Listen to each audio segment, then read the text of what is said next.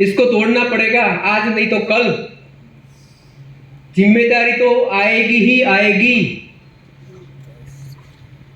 है या नहीं है?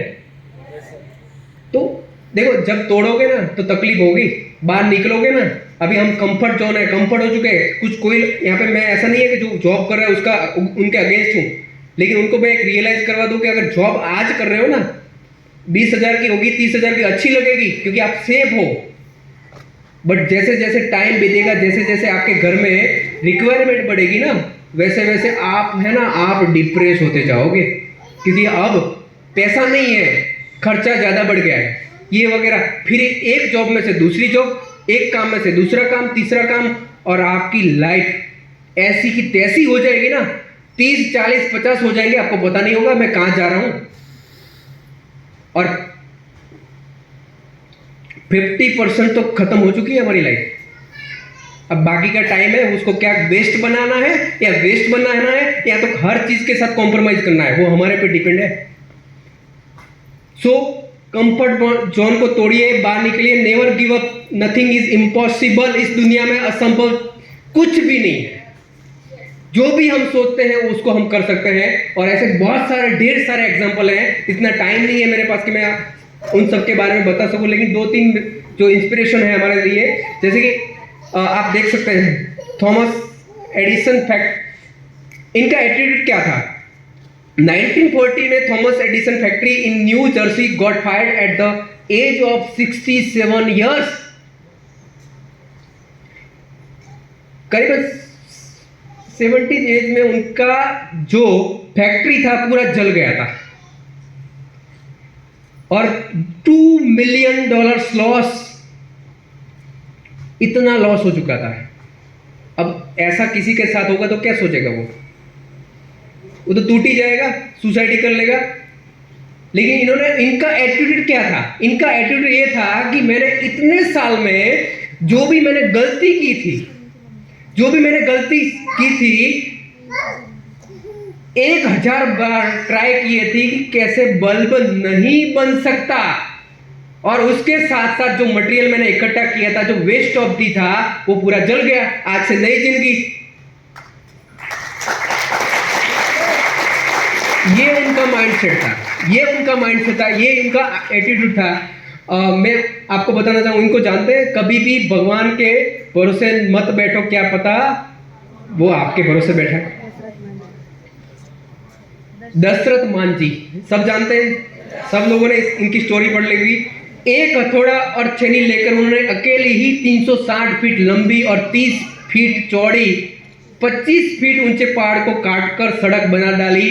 तो आप अनुमान लगा सकते हैं कि आप क्या कर सकते हैं।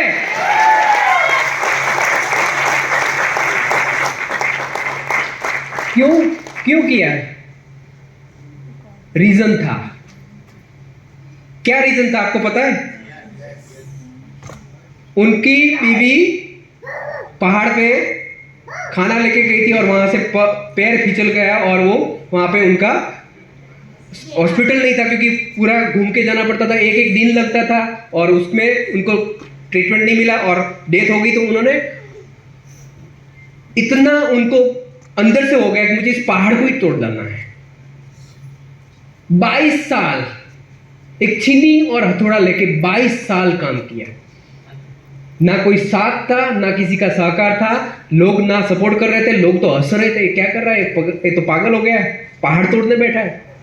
बोलते ना, स्ट्रगल में कोई साथ नहीं होता है, सक्सेस में सब साथ में होते हैं। तो 22 साल तक काम किया और 22 साल के बाद पहाड़ तोड़ डाला।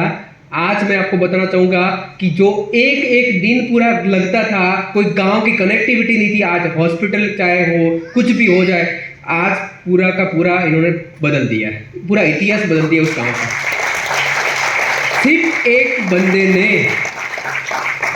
दोस्तों, इनके बारे में बहुत कम लोग जानते होंगे। The forest man of India, जानते हो? इनका नाम है जादव पियान।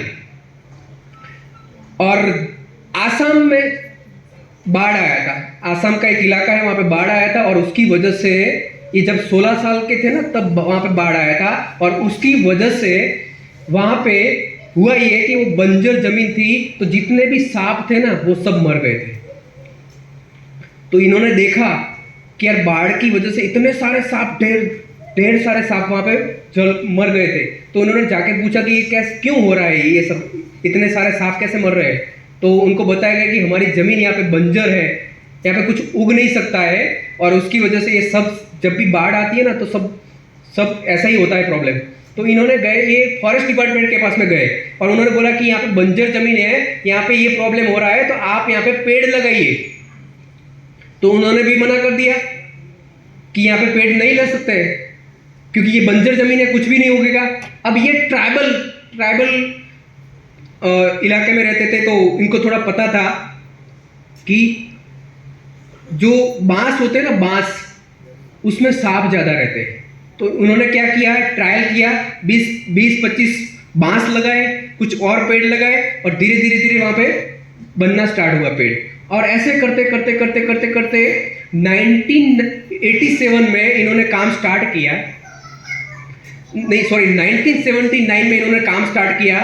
करीबन 2009 तक काम करते गए, करते और वहां पे पूरा जंगल बिल्ड कर दिया, पूरा जंगल बन गया। कब? 2009। और वहां पे एक फोटोग्राफर घूमने के लिए आया था, तो वो फोटोग्राफी कर रहा था, तो उसको लगा यार यहाँ पे ग्रीनरी कैसी है, यहाँ पे ये यहाँ तो कोई बंजर जमीन थी, ये जंगल कैसे बन गया। तो वहां पे जब वो फोटोग्राफर गया तो उसने फोटो देखा, फोटो लिया और उसको मिला और बात की। उसके बाद उसकी पेपर में फोटो छपी, और धीरे धीरे 2009 में इनको नेहरू यूनिवर्सिटी के वहां से उनको अवार्ड दिया गया। और 2012 में हमारे जो एपीजे अब्दुल कलाम सर ने, उन्होंने 2.5 लाख का उनको सपोर्ट किया। और उसके बाद मैं आपको बताना चाहूंगा कि आज उन्होंने क्या, ये 1360 एकड़ में जंगल बना चुके हैं। 1360 एकड़, और 30 साल से लगा रहे हैं, 30 साल। और अमेरिका में जियोग्राफिकल जितना भी सब्जेक्ट आता है उसमें तो इनके बारे में पढ़ाया जाता है। 30 साल। और आज मैं बात करूं कि इन्होंने क्या किया कि जो बंजर जमीन थी वहां से जंगल बना दिया। आज पूरे इंडिया में 80% जो पंखी है ना वो वहां पे रहते हैं, और सबसे ज्यादा 6-6 महीने तक टाइगर है, ये सब जो भी एनिमल्स है वो 6-6 महीने तक वहां पर रहने के लिए आते हैं। सोचो, एक बंदे ने 30 साल, और 30 साल इनके पास सिर्फ एक गाय थी, और गाय का दूध निकाल के उसमें उनका गुजरान चलाते थे। और ऐसा करके आज वो फॉरेस्ट मैन ऑफ इंडिया के बन गए हैं, सिर्फ एक बंदा। जानते हो इनके बारे में? Nothing is impossible. इस दुनिया में असंभव कुछ भी नहीं है। इन्होंने कर दिखाया। अगर जब सिद्धार्थ सर ने समझा वेस्टेज के बारे में, उन्होंने डिसाइड किया कि यहाँ पे मैं आराम से, उन्होंने तय किया मैं भी यहाँ पे 1 करोड़ रुपए कमा सकता हूँ। तो उन्होंने चेक लिया, और आप देख सकते हैं। और इनको देख के किनको लगा?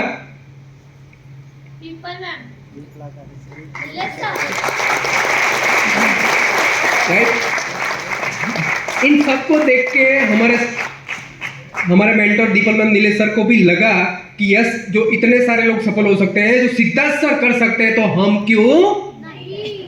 तो ये सब क्या एक दूसरे को देख के ही हम आगे बढ़ते हैं। और इन सबको देख के मैं आपको बताना चाहूंगा कि हमारे गुजरात के बहुत सारे अपलाइन है, उनको भी लगा, और उनको देख के मुझे भी लगा कि यार इतने सारे सफल हो सकते, तो मैं क्यों।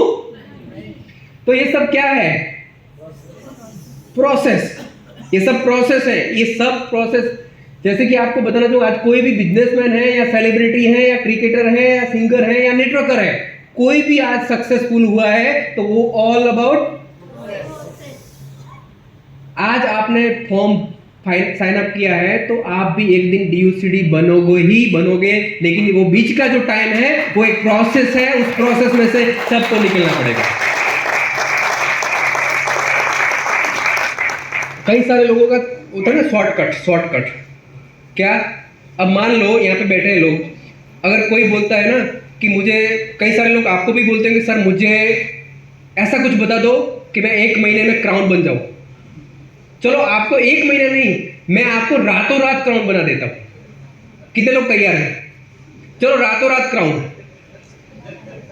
कितने लोग रेडी है? चलो आज है ना, आज आप 5% है, कल आपका आईडी। हाथ हाथ खड़े करिए। चलो मैं आपको क्लियर करवा दूं। अच्छा आपका नाम क्या है भैया? खड़े हो जाइए प्लीज। सॉरी, प्रीतम भाई। चलो आप कौन से लेवल पे? आप ब्रॉन्ज। ठीक है, मैं आपको कल क्राउन बना दूंगा, चलेगा? Congratulation advance. ओके, सब तैयार है? लेकिन मेरी कुछ शर्त रहेगी, चलेगा? एक्सेप्ट करना पड़ेगा, तो ये बनोगे आप। देखो आपको मैंने कल क्राउन बना दिया और कल परसों ये हॉल है ना जो पूरा पैक हो जाएगा, इतनी पब्लिक होगी यहाँ पे, और आपको यहाँ आके 1 घंटे का ट्रेनिंग करना है। रेडी? रेडी? करोगे फाइनल? और ट्रेनिंग ऐसा होना चाहिए कि आपको ऐसा समझाना है कि इतने सारे जो लोग बैठे ना, वो भी दूसरे दिन क्राउन बन जाए।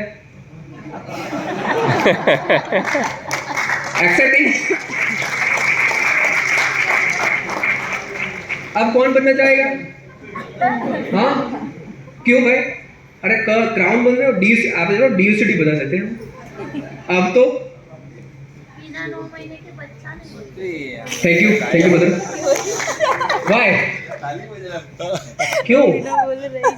लाइफ में शॉर्टकट कुछ भी नहीं होता है, क्योंकि अगर इनको मैंने क्राउन बना ही दिया, बट वो स्टेज पे आके ट्रेनिंग नहीं ले पाएंगे,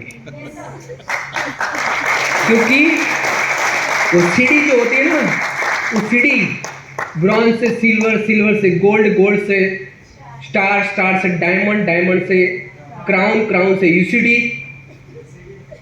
वो कैसे बना जाता है ना, वो वही सीखता है जो उसमें से गुजर चुका है। इसलिए जिंदगी में भी अगर वेस्टेज में भी अगर कोई आपको शॉर्टकट दे रहा है ना, तो कभी भी जाना मत, क्योंकि आप क्राउन तो बन जाओगे लेकिन वही 5% पे ही रहोगे।